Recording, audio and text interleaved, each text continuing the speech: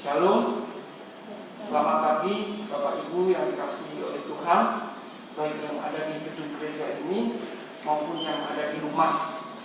Kita akan bersama-sama mendengarkan penegasan fakta Minggu tanggal 6 Desember 2020. Pada hari ini ibadah dilayani oleh Bapak Pendeta Panjincet MPH.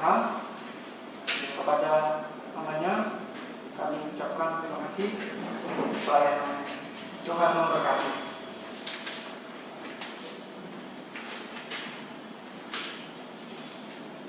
Kolektor Natal,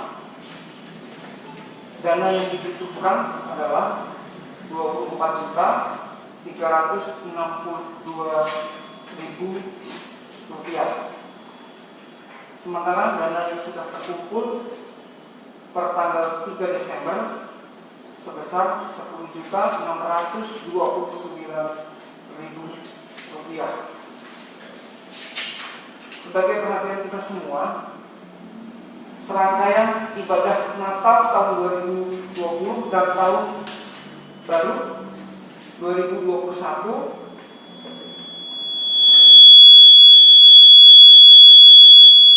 itu tanggal 12 Desember ada Natal sekolah minggu secara online. Kemudian tanggal 20 Desember Natal pemuda dan remaja pada jam 11, tadi sekolah minggu pada jam 16 atau jam 4 sore.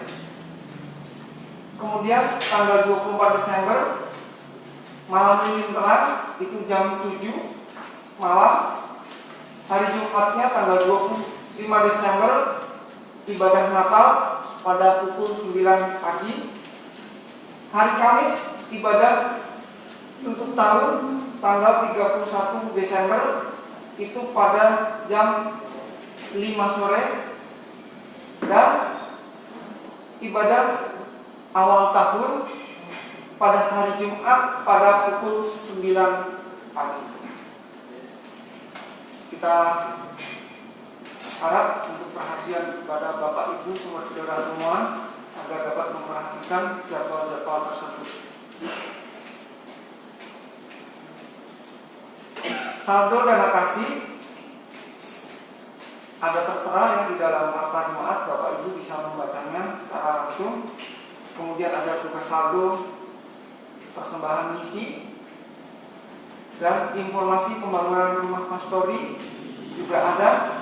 Sebagai juga perhatian kita semua bahwa pastori itu masih menyisakan tanggungan sebesar 81.998.701 rupiah.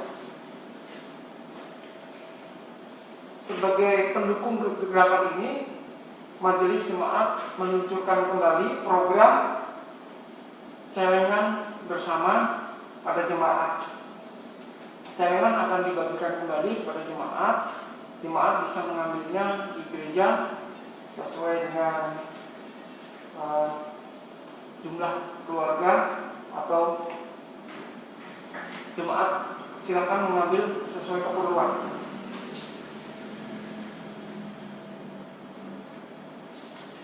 Keuangan gereja per tanggal 3 Desember saldonya sebesar 12.295.835 rupiah.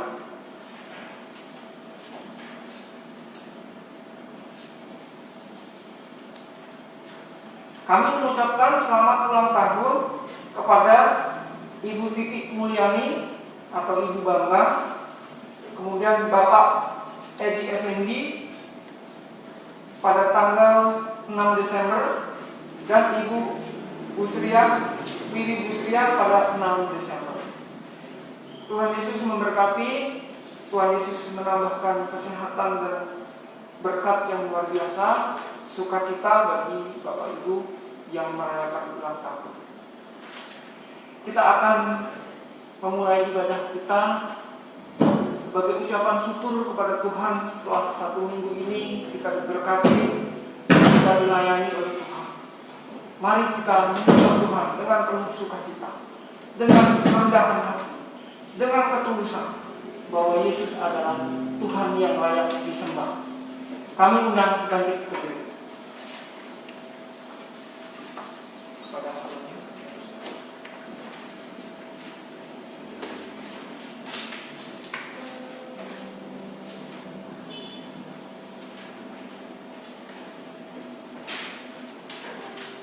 Pertolongan kita dalam ibadah Advent 2 ini adalah di dalam nama Tuhan yang menjadikan langit dan bumi, yang tetap setia untuk selama-lamanya dan tidak pernah meninggalkan perbuatan tangannya. Kasih karunia dan damai sejahtera dari Allah Bapa kita dan dari Tuhan Yesus Kristus menyertai saudara sekalian.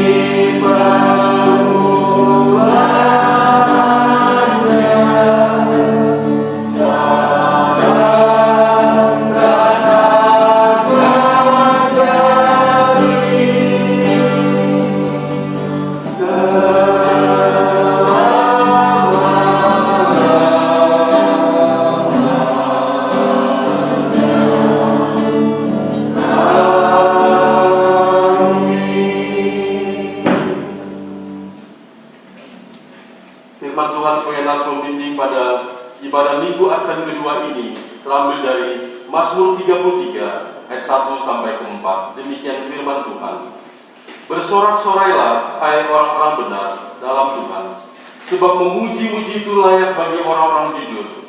Bersyukurlah kepada Tuhan dengan kecapi, bermazmurlah baginya dengan gambus 10 tali, nyanyikanlah baginya nyanyian baru, petiklah kecapi baik-baik dengan sorak-sorai, sebab firman Tuhan itu benar, segala sesuatu dikerjakannya dengan kesetiaan. Mari kita bersama menaikkan pujian, nyanyikanlah nyanyian baru.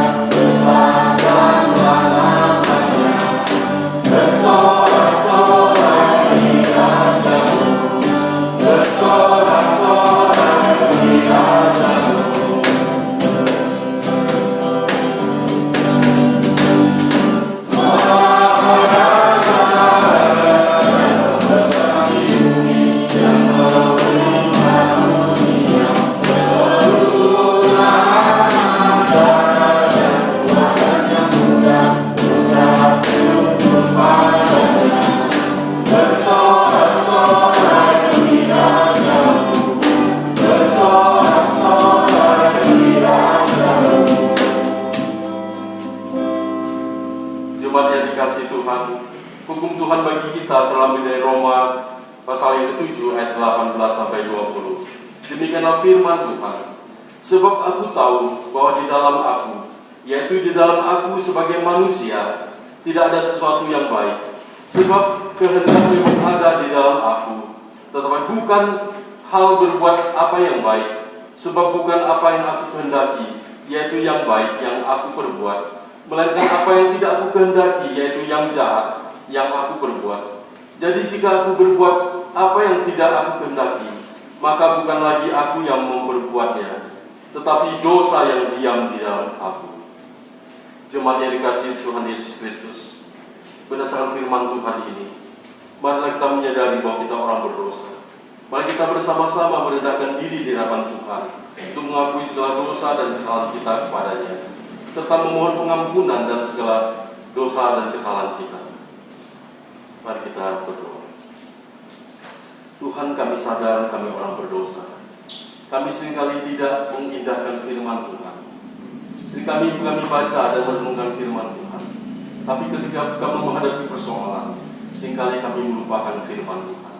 Ketika kami melupakan firman Tuhan, kami tidak melakukan firman Tuhan. Kami melanggar firman Tuhan. Dan kami berdosa di hadapan Tuhan. Pikiran, perkataan, dan perbuatan kami seringkali menyakiti Tuhan. Dia menyakiti sesama. Ampuni kami, Tuhan. Bila pengampunan yang kami dapatkan dari Tuhan yang Tuhan berikan milik kami, biar ke depan kami senantiasa hidup waspada, berjaga-jaga sesuai dengan firman Tuhan, agar kesaksian hidup kami boleh tepat dan benar, agar orang lain yang belum kenal Yesus melihat Yesus yang benar-benar hidup dalam diri kami. Terima kasih Tuhan untuk pengampunan. Dalam nama Tuhan Yesus Kristus kami berdoa. Amin. Saudara kasih dalam Tuhan Yesus Kristus, mari kita bangkit berdiri.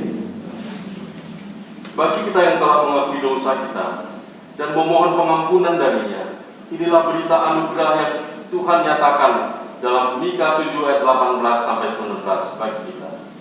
Siapakah Allah seperti engkau yang mengampuni dosa dan yang memaafkan pelanggaran dari sisa-sisa miliknya sendiri, yang tidak bertahan dalam murkanya untuk seterusnya, melainkan berkenan kepada kasih setia? Biarlah ia kembali menyayangi kita, menghapuskan kesalahan-kesalahan kita, dan melemparkan segala dosa kita ke dalam tubir-tubir laut. Berdasarkan firman Tuhan ini, maka kami memberitakan bahwa pengampunan dosa telah berlaku bagi kita dalam nama Bapa dan Anak dan Roh Kudus. Syukur kepada Allah. Karena Tuhan telah mendamaikan kita dengan dirinya, marilah kita pun saling mengampuni satu sama lain. Mari kita saling memberikan salam damai.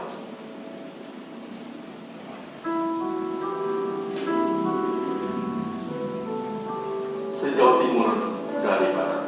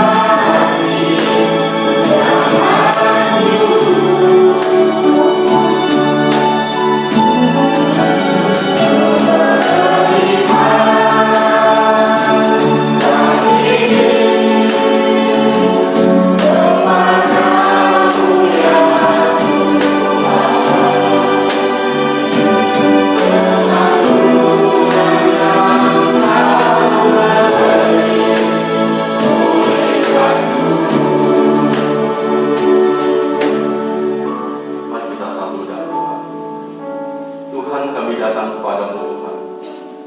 Kami siapkan hati pikiran kami untuk membaca firman Tuhan dan mendengarkan penjelasannya. Biar Roh Kudus menyingkapkan kebenaran firman Tuhan ini membuat kami mengerti. Mampukan hamba-Mu yang menyampaikan, juga kami umat-Mu yang mengasihi Engkau, mendengar firman Tuhan dan kami mentaatinya dalam kehidupan kami. Bicara bagi kami Tuhan, kami siap mendengarkan firman Tuhan. Dalam nama Tuhan Yesus Kristus kami berdoa. Amin. Akan berkembang. Bapak Ibu dan saudara yang kasih dalam Tuhan Yesus, firman Tuhan pada ibadah Minggu Advent kedua ini diambil dari Yesaya pasal yang ke-40 ayat 1 sampai ayat yang ke-11. Yesaya 40 ayat 1 sampai 11. Saya akan membacakannya untuk kita. Berita kelepasan, Yesaya 40 ayat 1 sampai 11. Hiburkanlah, hiburkanlah umatku, rintikanlah firman Allahmu. Tenangkanlah hati Yerusalem dan serukanlah kepadanya bahwa perhambaannya sudah berakhir, bahwa kesalahannya telah diampuni, sebab ia telah menerima hukuman dari tangan Tuhan 2 kali lipat karena segala dosanya. Ada suara yang berseru-seru, persiapkanlah di padang gurun jalan untuk Tuhan, luruskanlah di padang belantara jalan raya bagi Allah kita. Setiap lembah harus ditutup dan setiap gunung dan bukit diratakan. Tanah yang berbukit-bukit harus menjadi tanah yang rata, dan tanah yang berlekak-lukuk menjadi dataran. Maka kemuliaan Tuhan akan dinyatakan, dan seluruh umat manusia akan melihatnya bersama-sama. Sungguh Tuhan sendiri telah mengatakannya. Ada suara yang berkata, berserulah, jawabku, apakah yang harus kuserukan? Seluruh umat manusia adalah seperti rumput, dan semua semaraknya seperti bunga di padang. Rumput menjadi kering, bunga menjadi layu. Apabila Tuhan menghembusnya dengan nafasnya, sesungguhnya lah bangsa itu seperti rumput. Rumput menjadi kering, bunga menjadi layu. Tetapi firman Allah kita tetap untuk selama-lamanya. Hai Sion, pembawa kabar baik, naiklah ke atas gunung yang tinggi. Hai Yerusalem, pembawa kabar baik, nyaringkanlah suaramu kuat-kuat, nyaringkanlah suaramu, jangan takut. Katakanlah kepada kota-kota Yehuda, lihat, itu Allahmu. Lihat, itu Tuhan Allah. Ia datang dengan kekuatan dan dengan tangannya ia berkuasa. Lihat, mereka yang menjadi upah jeripayahnya ada bersama-sama dia, dan mereka yang diperolehnya berjalan di hadapannya. Seperti seorang gembala yang mengembalakan kawanan ternaknya dan menghimpunkannya dengan tangannya. Anak-anak domba di pangkunya, induk-induk domba dituntunnya dengan hati-hati. Demikianlah pembacaan firman Tuhan. Yang berbahagia adalah setiap kita yang mendengarkan firman Allah dan yang memeliharanya. Maranatha.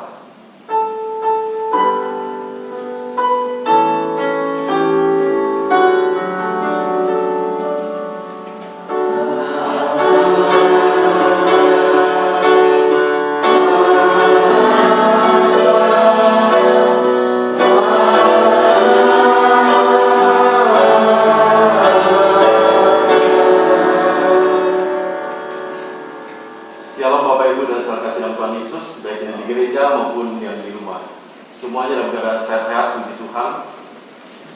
Dan minggu ini merupakan minggu Advent yang kedua. Kita tahu bahwa Advent adalah penantian. Berarti ketika kita memperingati Advent, sebelum merayakan Natal ada 4 kali minggu Advent.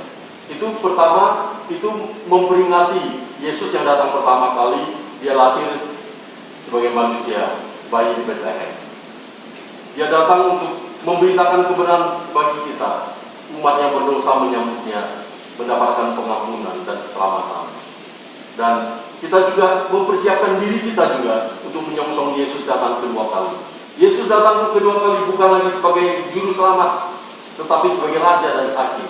Setiap kita akan diperhadapkan dengan penghakiman. Oleh sebab itu, kita harus menyiapkan diri kita, hati kita yang sungguh-sungguh untuk menyambut, baik kita merayakan Natal maupun untuk menyongsong kedatangannya yang kedua kali. Oleh sebab itu kita kita tahu bahwa itu dilewati. Dan bagaimana saatnya sikap hati kita menyambut kedatangan Yesus Kristus? Saudara kasih dalam Tuhan Yesus Kristus, Yesaya 40 yang kita baca ayat 1 sampai 11 merupakan nubuatan dari Nabi Yesaya tentang pemulihan dan keselamatan untuk orang Israel yang pada waktu mereka ada dalam pembuangan. Mereka mengalami kemerosotan, mengalami dekadensi secara segala bidang dalam kehidupan mereka, dalam segala hal, baik sosial, politik maupun ekonomi, ambruk. Mereka dalam keadaan yang ditindas oleh kerajaan Babel yang menjajah mereka. Mereka ada dalam tawanan mereka. Israel benar-benar sedang ada dalam pergumulan sebagai bangsa yang ditindas kerajaan Babel itu. Umat diserahkan ke dalam pembuangan karena dosa mereka, dosa ketidaktaatan mereka, dosa berubah setia. Mereka berpaling pada Tuhan yang hidup itu. Mereka terlibat penyembahan dan hidup dalam berbagai dosa dan ketidakbenaran yang menyakiti hati Tuhan. Pembuangan mereka ke Babel jelas karena berdosa di hadapan Tuhan. Tuhan mengizinkan itu, bangsa lain menawan mereka. Tuhan pakai kondisi itu untuk mereka menyadari ada pendidikan rohani dari Tuhan, untuk supaya mereka bertobat dan menyadari bahwa mereka butuh Tuhan dalam hidup mereka. Bahwa tanpa Tuhan mereka tidak ada apa-apanya. Kalau kita membaca 1-2 tadi di Yesaya, itulah ada nubuatan dari Nabi hendak menghibur dan menguatkan mereka. Sebab mereka tahu bahwa segala penderitaan mereka ada batasnya. Kalau mereka membuka hati mereka untuk dipahami, yaitu dalam pertobatan. Tanpa Tuhan, kondisi mereka dikatakan dalam ayat 6b sampai 8 itu seperti rumput. Rumput menjadi kering, bunga menjadi layu, merupakan gambaran kondisi Israel yang tak berdaya. Tapi firman Tuhan dikatakan kehendak Allah, firman Tuhan itu tetap kokoh, teguh, kekal selama-lamanya. Saudara kasih dalam Tuhan Yesus, oleh sebab itu umat Tuhan, orang Israel diajak untuk memulihkan hubungan mereka dengan Tuhan, dan juga mereka mempersiapkan jalan bagi Tuhan Allah Israel yang akan datang dalam kekuatan dan kekuasaan mereka. Dan setiap lembah harus ditutup, setiap gunung dan bukit harus diratakan. Itu memiliki arti bahwa segala kehidupan Israel yang kelam, yang berdosa, yang jauh dari kehendak Tuhan, dosa ketiadaan sosial harus dilenyapkan dalam kehidupan mereka dan mempersiapkan hati untuk menyambut kedatangan Juru Selamat, Raja segala raja. Ajakan Nabi jelas agar umat Tuhan kembali melihat Tuhan, bahwa selama ini mereka berpaling pada hal yang tidak baik dan mereka kembali memandang Tuhan yang baik itu. Dan ayat 3 jelas dikatakan suara yang berseru-seru, persiapkanlah, ada suara yang berseru-seru, persiapkanlah jalan di padang gurun, jalan untuk Tuhan, rusuhkanlah di padang belantara, jalan raya bagi Allah kita. Hal ini digenapi dalam pribadi Yohanes Pembaptis. Yesaya menyebutkan ada suara yang berseru-seru. Siapa dia?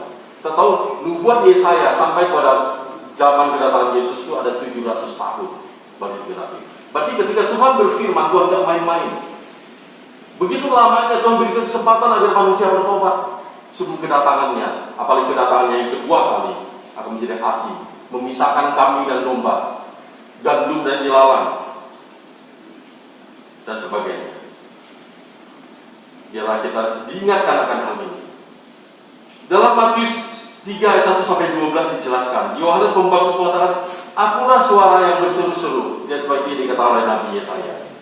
Yohanes mempersiapkan suatu umat agar ketika hati mereka siap untuk dalam pertobatan Tuhan Yesus datang. Maka ketika orang Yesus datang memberitakan tentang Injil, tentang pertobatan juga, banyak orang meresponi itu. Dia akan mempertobatkan orang Israel untuk menyambut Kristus menjadi pengikut, dan dalam kerajaan Allah yang dinyatakan. Jadi peran Yohanes Pembaptis itu penting, mempersiapkan umat Tuhan bahwa akan datang Juru Selamat, dan mereka harus siapkan hati. Mereka harus hidup dalam pertobatan yang benar, kembali pada Allah. Jadi kedatangan Yohanes sebagai pendahulu Tuhan ini mempersiapkan jalan. Ini jelas ibarat dia mendahului raja ya, untuk mempersiapkan rakyatnya menyambut sang raja itu. Dia dipakai. Ya kalau zaman dulu Yohanes Pembaptis pakai, mempersiapkan orang-orang untuk hidup dalam pertobatan sebelum Yesus datang kedua kali. Kita yang percaya Yesus juga harus dalam pertobatan yang benar dan mempersiapkan orang lain agar masa kesabaran Allah sebelum datang kedua kali orang sempat bertobat terima Yesus. Yohanes mempersiapkan umat Tuhan, dia menyambut kedatangan Tuhan. Dalam kehidupan umat Tuhan sungguh boleh meresponi hal ini. Dia mengkhotbahkan pertobatan. Dia katakan bertobatlah, kerajaan Allah sudah dekat. Ya, mengapa pertobatan itu penting? Apa sih itu bertobat? Ya, ketika dia mengkhotbahkan bertobatlah sebab kerajaan Allah sudah dekat. Pertobatan berarti bicara tentang berbalik arah. Jadi pakai jelas ya dalam kata metanoia ya. Ya, perubahan pikiran, ya, kehendak perasaan, dan juga sesuatu yang kelihatan perubahan tingkah laku. Maka benar kata Yohanes Pembaptis, hasilkanlah buah yang sesuai dengan pertobatan. Ada realita antara yang bertobat dan yang belum bertobat. Kalau yang belum bertobat suka hal yang jahat yang tidak tulus, tapi yang bertobat menjauhi semua itu.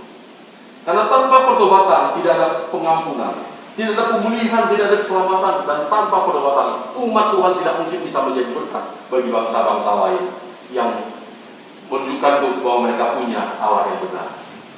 Karena surat pertobatan bila dengan kuat pribadi Yohanes Pembaptis, dia berani menegur dosa.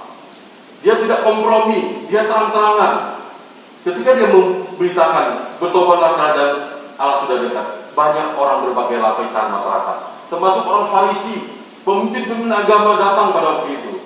Dia menyerukan pertobatan dengan berpuasa, dan jelas orang mengatakan dia itu seperti Elia, karena dia mirip ya.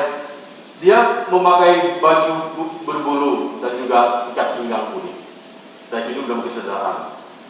Dan pribadi Yohanes Pembaptis itu mirip dengan pribadi saya yang pribadi Elia yang tidak kompromi dengan dosa, berani menegur dosa. Itu terjadi dalam dirinya. Maka di dalam Matius yang kalau kita melihat di 1 sampai 12 dikatakan bahwa dia memakai pakaian dari bulu unta, ikat pinggang kulit, tinggal di padang bulu. Orang lain kalau melihat sakas mata, kok seperti orang yang kurang waras lah. Tapi kalau orang yang mengerti membuat perjanjian lama, mereka dapat mengidentikan dia seperti pribadi Elia sendiri. Kemiripan Yohanes Pembaptis tersebut. Maka dalam 2 Raja 1 ayat 8 dikatakan, seorang yang memakai pakaian bulu dan ikat pinggang kulit terikat padanya pada pinggangnya. Itu sama dengan dikenakan pada Elia. Ya, bukan hanya pakaian saja, tapi juga pribadi, khotbahnya dan sebagainya. Yohanes Pembaptis memiliki roh yang luar biasa. Oleh sebab itu kita tahu bahwa Yohanes Pembaptis adalah orang yang sungguh diutus Tuhan yang telah dibuatkan. Ya, gagasannya tentang kesungguhannya dan pelayanan untuk menyiapkan umat menyambut kedatangan Kristus. Pertanyaan bagi kita, siapakah yang harus bertobat? Ya, pertobatan itu hidup sungguh-sungguh meninggalkan segala dosa. Ya. Di ayat 7 dan Matius 3 dikatakan, Yohanes menyerang mulai dari para pemimpin agama. Orang-orang Farisi dan Saduki tidak diterima doa dengan hai keturunan ular budak. Itu apa maksudnya? Bahkan orang-orang yang keturunan ular budak tidak mungkin diselamatkan kalau mereka tidak mengambil kesempatan untuk bertobat. Maka dikatakan hasilkanlah buah yang sesuai dengan pertobatan. Kita tahu bahwa Yohanes tidak melihat bahwa mereka itu dapat diselamatkan. Oleh karena kita tahu bahwa mereka hanya mengelapis sendiri dengan kedok agama saja. Maka ketika Tuhan Yesus dan bagian pelayanannya dia menjelaskan, semua itu didengar oleh orang Farisi. Hamba-hamba uang itu mereka mencemoohkan dia. Lalu Yesus berkata pada mereka, kamu membenarkan diri di hadapan orang, tapi Allah mengetahui hatimu. Sebab apa yang dikagumi manusia dibenci oleh Allah. Itulah tabiat orang yang berkedok agama tapi tidak menunjukkan pertobatan yang sungguh-sungguh. Lalu apakah pertanyaan kita, apakah orang-orang demikian tidak ada kesempatan keselamatan untuk diselamatkan? Bisa ketika mereka menyadari bahwa mereka berdosa melepaskan segala kebanggaan jabatan mereka, aksesoris yang menempel dalam tubuh mereka, menunjukkan bahwa mereka adalah orang yang butuh Tuhan dalam kehidupan mereka. Kecemaran tidak bisa disembunyikan, dan jubah agama tidak bisa menipu di hadapan Allah. Kesempatan tetap diberikan pada mereka jika mau bertobat. Ya saudara kasih dalam Tuhan Yesus Kristus, agama tidak menjamin orang itu hidup benar, kalau hanya sekedar rutinitas menjalankannya. Terjadi banyak penafsiran-penafsiran yang melenceng dari kehendak Allah. Agama harusnya mendatangkan kedamaian, membuat orang semakin kenal Tuhan, tapi yang terjadi adalah penindasan, penipuan, kejahatan sosial dan sebagainya. Mereka perlu disadarkan kembali. Maka momen Yohanes Pembaptis, kita tahu kitab Kejadian sampai Malaki, stop, tidak ada firman lagi, tidak ada nabi lagi. Ada masa kegelapan, masa sunyi itu 400 tahun. Lalu muncul Yohanes Pembaptis, menyerukan bertobatlah sebab kerajaan Allah sudah dekat. Orang yang haus akan kebenaran datang berbondong-bondong untuk mendengar siapakah, orang seperti apakah dia. Dan mereka melihat ada pribadi Elia sepertinya di dalamnya. Mereka bukanlah orang yang memamerkan jubah agama mereka. Mereka adalah orang-orang yang menyadari kedosaan mereka, yang bertobat sungguh-sungguh, itu yang dapat diselamatkan. Hidup menghasilkan buah pertobatan sesuai dengan dikatakan dalam Matius pasal 3 ayat 8. Yohanes Pembaptis dialah yang membawa kebangunan rohani yang sejati, sehingga orang-orang yang akan menyambut Kristus mempersiapkan diri. Sebenarnya membuat kelahiran Yesus Kristus akan lahir ke dunia ini digenapi 700 tahun kemudian. Berarti Allah pegang janjinya. Berarti nubuat kedatangan Yesus kedua kali juga akan digenapi. Tidak main-main. Allah yang setia, pegang janjinya. Allah tidak pernah berdusta. Saudara yang saya kasih dalam Tuhan Yesus, jelas bagian Alkitab ini mengajak kita untuk mempersiapkan diri menyambut kedatangan Kristus ke dunia ini.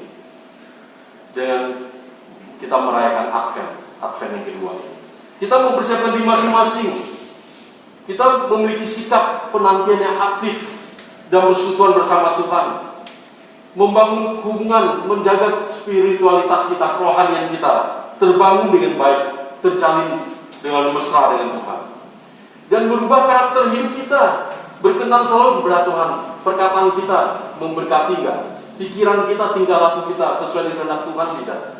Kita waspada untuk tidak terpengaruh dengan penyembahan berhala masa kini, antara materialisme, hedonisme. Orang mengejar harta, lupa kalau itu semua itu sementara. Orang begitu mengutamakan kenikmatan hidup, hedonisme, dan juga sekularisme, sekuler, yang duniawi dan lain sebagainya. Ada cara hidup yang bisa merusak hubungan kita dengan Tuhan. Kalau orang yang terikat dengan materialisme, hedonisme, dan sekularisme, mereka tidak mungkin menyiapkan diri untuk menyongsong Yesus datang kedua kali.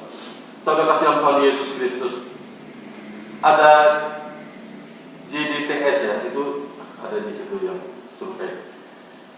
Gallup Daily Tracking Survey itu menemukan fakta bahwa 70% manusia di seluruh dunia ini, khususnya konteks di Amerika ya, LGBT di Amerika itu 3,4% dari populasi Amerika saat ini. Nah, di antara 3,4% dari seluruh populasi, ada 47% yang mengaku religius, masih ingat Tuhan ya, dan sebagainya, masih ke gereja, masih berjalan kita. Di antara mereka 25% itu dari Katolik, 28% Protestan, dan 24,5% denominasi lain. Lalu 2,5% itu Yahudi dan 2% itu Muslim. Ini data 29 November 2020 dari NBC News. Ini jelas bahwa dunia semakin jadi sekuler, orang semakin duniawi, maka meremehkan firman Tuhan, untuk tidak taat kepada firman Tuhan, menunjukkan bahwa mereka tidak siap menghadapi kedatangan Yesus kedua kali.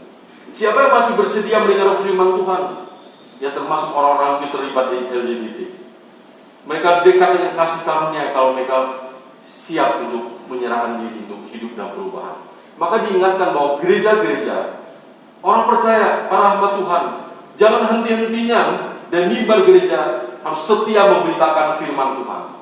Orang itu harus jaga kudusan hidup dalam pertobatan yang benar. Memberitakan bahwa Yesus satu-satunya juru selamat. Kedatangannya 2000-an tahun yang lalu menjadi juru selamat manusia. Banyak orang masih belum bisa menerima Yesus. Tugas kita mewartakan. Kita yang sedang menunggu kedatangan Yesus yang kedua kali tidak menikmati keselamatan itu sendiri. Ada orang lain yang perlu dijamah Tuhan, dilayani Tuhan. Ada orang lain yang membutuhkan juru selamat. Hidup sebagai anak yang taat. Jangan turuti hawa nafsu yang menguasai kamu pada waktu kebodohanmu. Tapi hendaklah kamu menjadi kudus dalam seluruh hidupmu, sama seperti Dia yang kudus, yang telah memanggil kamu. Sebab ada tertulis, kuduslah kamu sebab aku kudus. Rasul Petrus menulis ini pada umat Tuhan. Jadilah kudus. Apakah hidup kita sudah menampakkan buah? Ya, buah pertobatan. Ada perubahan. Ada buah dari pertobatan memunculkan buah roh, kasih, sukacita, damai sejahtera, dan sebagainya sampai pada penguasaan diri. Lalu kita tidak hanya munculkan buah roh, semua itu menandakan bahwa ada kedewasaan rohani, ada progres dalam pengalaman kita, semakin cinta Tuhan. Apapun situasi kita, masa pandemi juga membuat orang takut, membuat orang kehilangan harapan, tapi kita dikuatkan dalam pengharapan pada Tuhan dan perayaan Advent ini.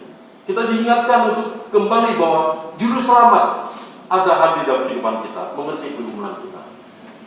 Kalau umat Tuhan dibuang dalam jajan Babel, ada bahasanya, ada batas waktu. Pandemi yang Tuhan izinkan melanda seluruh dunia ini, yang menakutkan manusia, cuma membuat kita takut kepada Tuhan, dan kita juga taati protokol kesehatan. Juga buah pelayanan kita. Ya, buah pelayanan kita memenangkan jiwa. Kalau kita tanam benih jagung, berbuah jagung. Kalau orang percaya, ya memenangkan sesamanya, itu buah di hadapan Tuhan. Buah yang tidak letak. Hidup kita menjadi kesaksian bagi orang yang belum percaya, agar mereka percaya sebelum kedatangan Yesus yang kedua kali. Saudara kasih Tuhan Yesus, bila Advent ini boleh mempersiapkan kita, bukan hanya merayakan kelahiran Yesus. Ada malam yang terang pada 24 dan juga pada 25 peringatan Natal. Dan kita juga lebih siap lagi menyongsong Yesus datang kedua kali. Alkitab mengatakan tidak diketahui waktunya. Kita disuruh bersiap-siap berjaga-jaga. Kapanpun bisa terjadi. Bisa saja hari Tuhan datang secara umum atau secara pribadi menjemput kita. Persoalan kita yang masih bernafas sekarang, sudahkah kita memiliki Yesus sebagai juru selamat yang akan datang Raja sebagai Raja itu yang akan menghakimi seluruh bumi? Oleh sebab itu siapkan hati kita. Ya, nubuatan Nabi Yesaya digenapi dalam pribadi Yohanes Pembaptis. Dia pergi menyerukan pertobatan. Dan juga orang yang telah bertobat itu siapkan hati. Ketika Yesus muncul dengan memberitakan, bertobatlah, kerajaan Allah sudah hadir dan orang siap menyambutnya. Pertobatan yang benar ditunjukkan dengan buah dan juga menunjukkan bahwa kita siap. Sembari kita menanti kedatangan Yesus kedua kali, mari kita giat mengasihi Tuhan, mengasihi sesama, giat dalam melayani dengan sungguh-sungguh, agar nama Tuhan dimuliakan. Amin. Tuhan memberkati.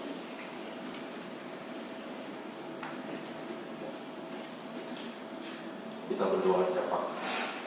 Bapa di surga, dalam nama Tuhan Yesus, kami datang kepadamu Tuhan. Kami mau berdoa untuk setiap jemaat-Mu Tuhan, jemaat gereja Kristus secara rohani, baik beribadah di gereja maupun yang di rumah. Apapun keadaan kami di masa pandemi itu, semua orang mengalami kesusahan, tidak hanya kami, tapi kami menyadari bahwa Allah tidak pernah meninggalkan kami. Penjagaan, pelindungan dan pemeliharaan Tuhan tetap berlaku bagi kami. Saat itu Tuhan, kami berdoa untuk program GKSP Tuhan, untuk Poltekkes Natal Tuhan berkati pekerjaan ekonomi jemaat-Mu, agar dapat menyisihkan bagian harta mereka, uang mereka untuk kebutuhan Natal. Khususnya untuk proposal yang dijalankan ke beberapa orang para donatur, Tuhan juga memberkati pekerjaan mereka, bisnis, usaha dan keluarga mereka. Tuhan memberkati. Kami yakin Tuhan, persembahan yang diberikan, kami menyadari semua itu daripada Tuhan. Ketika dipersembahkan dengan ikhlas dan kerendahan hati, Tuhan akan memperhitungkan itu. Biarlah persembahan yang kami berikan juga menunjukkan bahwa kami mengasihi Tuhan, bahwa tanda kedewasaan dan pemahaman kami terhadap harta benda yang dititipkan kepada kami sebagai penelayan harta benda kami. Kami berdoa Tuhan untuk rangkaian ibadah Natal. Kami berdoa Tuhan untuk Natal sekolah minggu pada tanggal 12 Desember. Kami juga berdoa Tuhan untuk Natal pemuda remaja tanggal 20 Desember. Juga untuk malam lilin terang tanggal 24 Desember dan ibadah Natal tanggal 25 Desember. Maupun ibadah tutup tahun 31 Desember dan hari Jumat 1 Januari 2021. Kami ada ibadah awal tahun. Semua rangkaian ibadah itu Tuhan juga menyiapkan hati kami untuk berperan serta, untuk ambil bagian, untuk terlibat di dalamnya. Kami juga semakin dekat dengan Tuhan. Kami berdoa biarlah keamanan Tuhan berikan bagi negeri ini, khususnya untuk oknum-oknum tertentu yang akan mengacaukan negeri. Dan juga berdoa untuk keluarga yang mengalami korban pembunuhan di Kabupaten Sigi, Sulawesi Tenggara. Tuhan Roh Kudus menghibur, menguatkan. Kayak berdoa Tuhan mengampuni orang-orang yang bertindak jahat, membunuh sesamanya. Kayak berdoa supaya siapapun itu mereka mengalami perjumpaan dengan Yesus sebagai Juru Selamat. Kami juga berdoa Tuhan untuk Kepulauan Dana Pasmoli untuk memberkati. Ada rencana program jaringan yang kedua, biar jemaat dapat meresponinya. Apapun merupakan pergumulan, maju mundurnya gereja GKSP, ada tanggung jawab kami bersama-sama. Dan berdoa Tuhan biarlah kami semakin mengasihi Tuhan, mengerti kehendak Tuhan, dan mengerti lika-liku dalam pekerjaan Tuhan. Segala bentuk tantangan, baik dalam maupun dari luar, biar kami bersama-sama bergandengan tangan. Bersama-sama, bersama dengan Tuhan, semua bisa dilakukan dengan baik. Terima kasih Tuhan. Dan juga berdoa Tuhan untuk saudara-saudara kami yang sakit, kayak berdoa Tuhan untuk dalam pemulihan, baik itu Yonatan, Ida, Sondang Manurung, Bapak Kloy dan Benar Kloy, Reder, cucu Ibu Hari, dan juga kayak berdoa untuk pemulihan orang tua dari Penatua Marhema Tampu Bolon. Demikian juga pemulihan dari Penatua Marhema Tampu Bolon bersama anaknya Karin dan juga Kesia beberapa waktu yang lalu sakit. Tuhan pulihkan keadaan mereka. Jika kegiatan pelayanan, kegiatan menjalankan usaha untuk anak-anaknya dalam belajar dan online dapat dijalankan dengan baik. Juga semua jemaat yang dalam pengobatan dan sebagainya, Tuhan juga memberkati. Kami juga berdoa Tuhan, Engkau menolong jemaat yang mengalami pergumulan, baik pekerjaan, usaha, pendidikan anak, ekonomi dan keluarga, dan juga pasangan hidup, dan juga yang pasangan yang rindu memiliki keturunan, Tuhan juga memberkati. Kami juga berdoa untuk proses izin GKSP. Kami berdoa Tuhan untuk tahap-tahap selanjutnya. Juga masalah aset Tuhan berikan kemampuan bagi tim pengurusan aset dapat menjalankan tahap-tahap penyelesaian aset dengan baik. Dan nama Tuhan saja dimuliakan. Kami berdoa untuk bangsa negara kami, para pemimpin pejabat NKRI Tuhan, berikan pelindungan ekstra dan berikan sukacita bagi mereka menjalankan pelayanan mereka bagi negeri ini. Situasi ekonomi, politik, keamanan di masa pandemi virus corona ini, Tuhan juga berbelas kasihan karena dosa dan noda bangsa. Ampunilah kami Tuhan. Dan peristiwa ini semua pihak boleh introspeksi diri untuk membangun negeri ini bersama-sama. Saya juga berdoa Tuhan pada hari Rabu, pada tanggal 9 Desember ini ada pilkada di 270 daerah di seluruh Indonesia. Saya berdoa Tuhan biarlah orang yang terpilih, orang-orang yang memiliki rekam jejak yang jelas, yang tidak korupsi, yang nasionalis, punya jiwa kebangsaan, mempertahankan NKRI dan kebinekaan.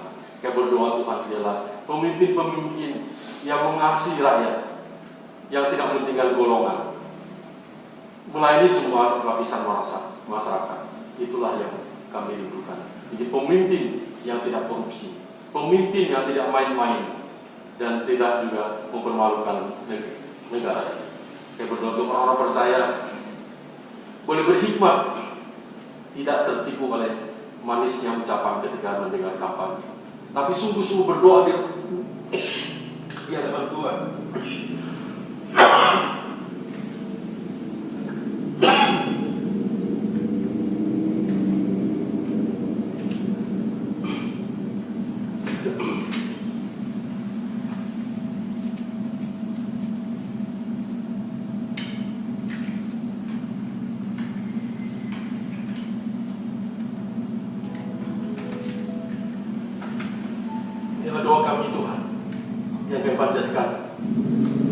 dan satu nama Tuhan Yesus Kristus yang telah mengajar kami berdoa.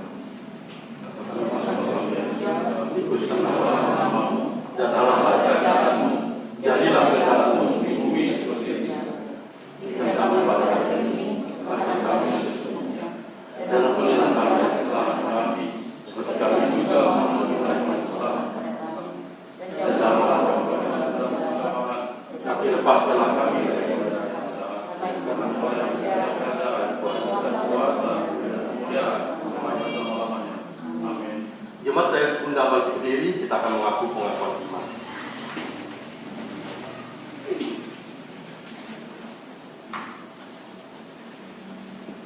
Jemaat yang terkasih dalam Yesus Kristus bersama dengan gereja, dari segala abad dan tempat, marilah kita mengikrarkan pengakuan percaya kita dengan berkata demikian: aku percaya kepada Allah, Bapa yang Maha Kuasa, Hari langit dan bumi, dan kepada Yesus Kristus, Anaknya yang tunggal Tuhan kita, yang dikandung dari Roh Kudus, lahir dari anak darah Maria, yang menderita di bawah pemerintahan Pontius Pilatus, disalibkan, mati dan dikuburkan, turun ke dalam kerajaan maut, pada hari yang ketiga bangkit pula dari antara orang mati, naik ke surga, duduk di sebelah kanan Allah, Bapa yang Maha Kuasa, dan akan datang dari sana untuk menghakimi orang yang hidup dan yang mati. Aku percaya kepada Roh Kudus, gereja yang kudus dan taat, persekutuan orang kudus, pengampunan dosa, kebangkitan orang mati, dan hidup yang kekal. Amin. Silakan duduk kembali.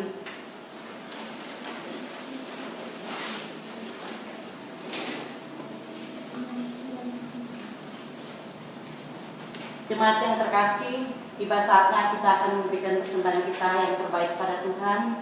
Saya akan membacakan penegasan firman Tuhan yang menguatkan kita untuk memberikan persembahan kita kepada Tuhan, baik yang ada di gereja maupun yang beribadah di rumah.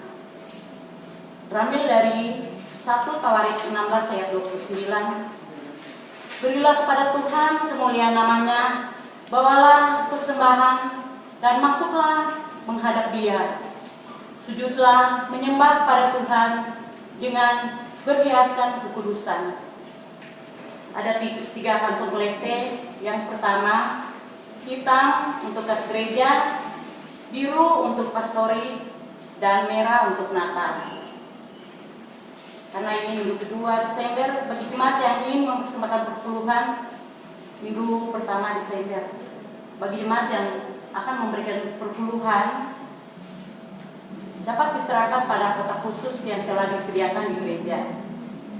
Bagi yang beribadah dari rumah, persembahan dapat diserahkan dengan cara tunai akan diserahkan pada jam 17-19 di gereja. Kedua, boleh via rekening BCA atas nama Satriani Sinukaban 0710 09 5906, dan persembahan akan dihitung pada sore hari atau malam hari jam 7 malam. Kita akan menyanyi untuk mengumpulkan persembahan kita dari PKJ 146 ayat 1 dan 3. Bawa persembahan.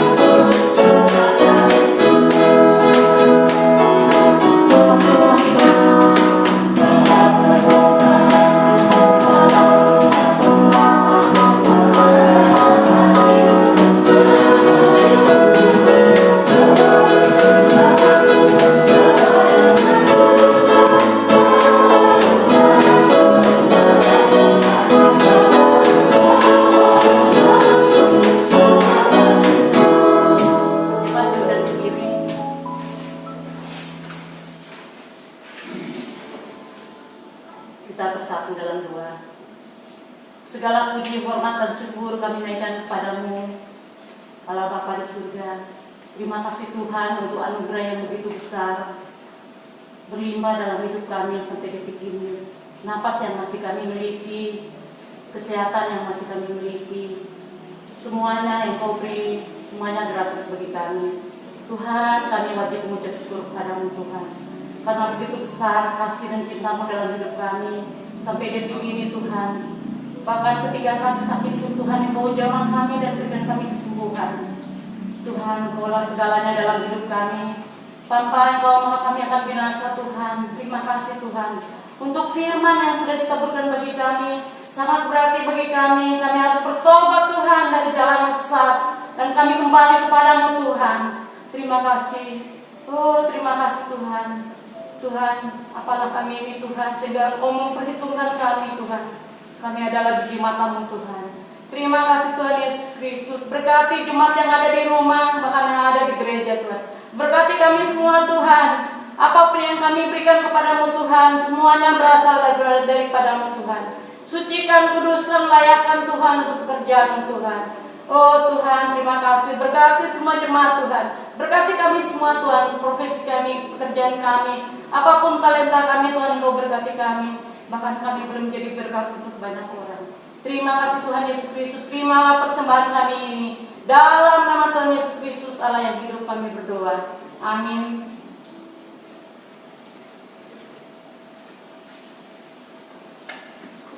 Jemaat sekalian, pergilah dengan sukacita dan damai sejahtera.